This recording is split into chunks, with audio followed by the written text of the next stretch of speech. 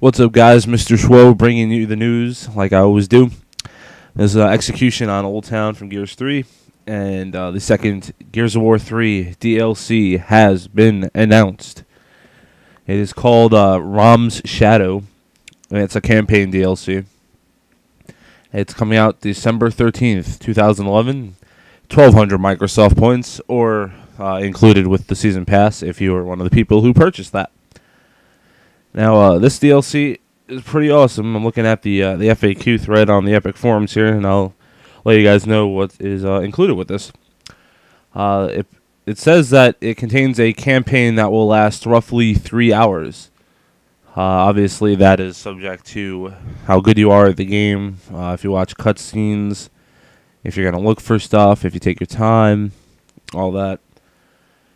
But yeah, that sounds like it's going to be a pretty solid pretty solid chunk of campaign right there. So that's pretty cool.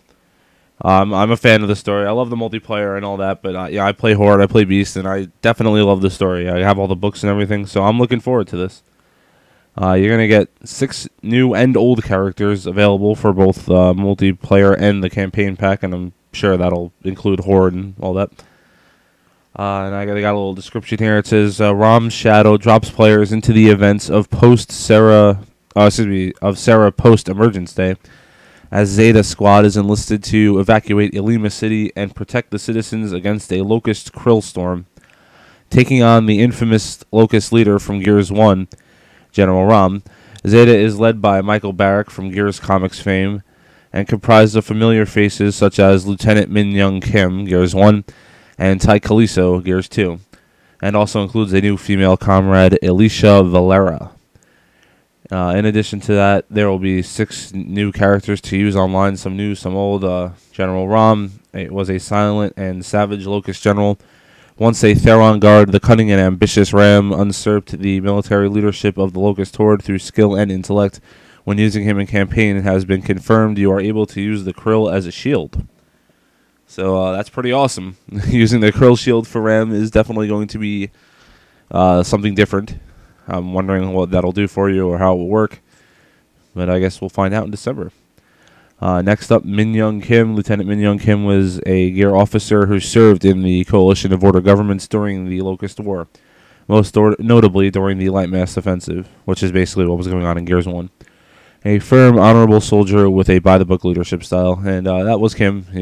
For the short time you got to see him in the Gears 1 campaign, you could tell he was one of those guys who just doesn't like to stray off and do their own thing. He likes to think inside the box. Next up, Michael Barrack. Michael Barrack was a former Stranded who enlisted with the Coalition of Order Government's army using Operation Lifeboat, which is the same thing Dizzy did, to basically become a Gear soldier. And Barrack, we all knew was coming because of the cover of the Season Pass, so it's good to have that mystery over. He's coming in now, part of this campaign DLC. Next up, Ty Kaliso. Corporal Ty Kaliso was a Gear soldier who hailed from Iroma Island in the South Islands. He joined the Coalition of Order Government's army after his hometown was wiped out by UIR forces during the Pendulum Wars. A boulder of a man, Ty's muscular appearance stands in contrast to his quiet, meditative personality. And I'm sure you guys all remember Ty from Gears 2. He's the guy who blew his head off with a Gnasher. Then there's Alicia Valera. There's nothing, no information given because no one knows who she is. Except she's voiced by Aisha Tyler. Oh, I also don't know who that is. And then there's another character, but they haven't said who it is yet.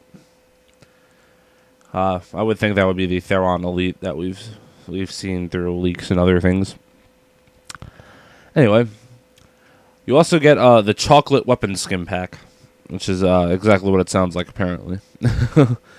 They don't show it as far as I know, so when they do show it, I'll leave a link to it at some point.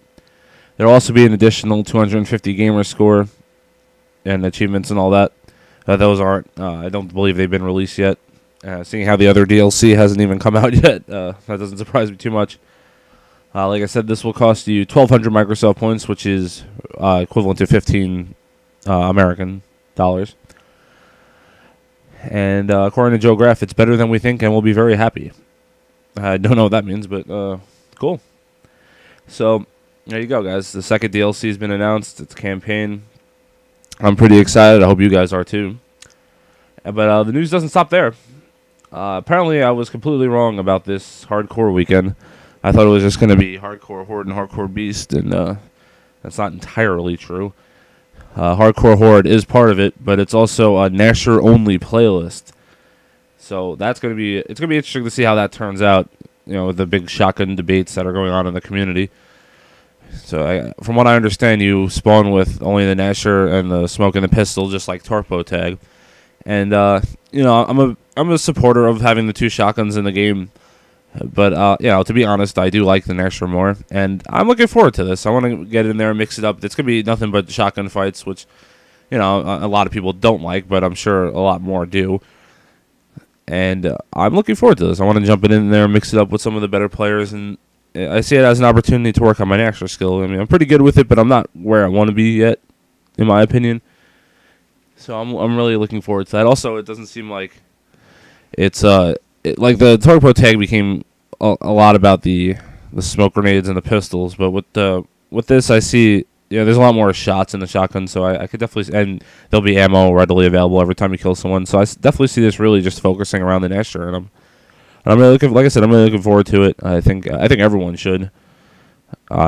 It's an opportunity to work on the Nasher and get in there and fight. Have Nasher fights like Gears 2 and Gears 1, so maybe even a little bit of nostalgia in there. I mean, you can still do that, but obviously with the sawed-off, it's a little different now. The shotgun fights aren't as common. And also, as part of this hardcore weekend, something that I'm sure a lot of people will be excited about, Warzone Execution will go back to being 5 rounds. And I don't know about you guys. At first, I liked the whole 3-round thing, but it's just too short. I mean, you spend more time in matchmaking than you do playing, and that's when it becomes a problem. And I'm sure Epic will pay attention to this. If people flood those playlists and more people are enjoying it, then they might actually bring that back. Maybe they'll permanently make Warzone Execution 5 rounds, which honestly they should. They should do. There's no reason to have it at 3. As we pick up the 3rd round. And the game is wrapping up, but yeah, it's an exciting day for Gears News. I'm looking forward to all of this stuff, especially this weekend. And I'll catch you guys later. Peace.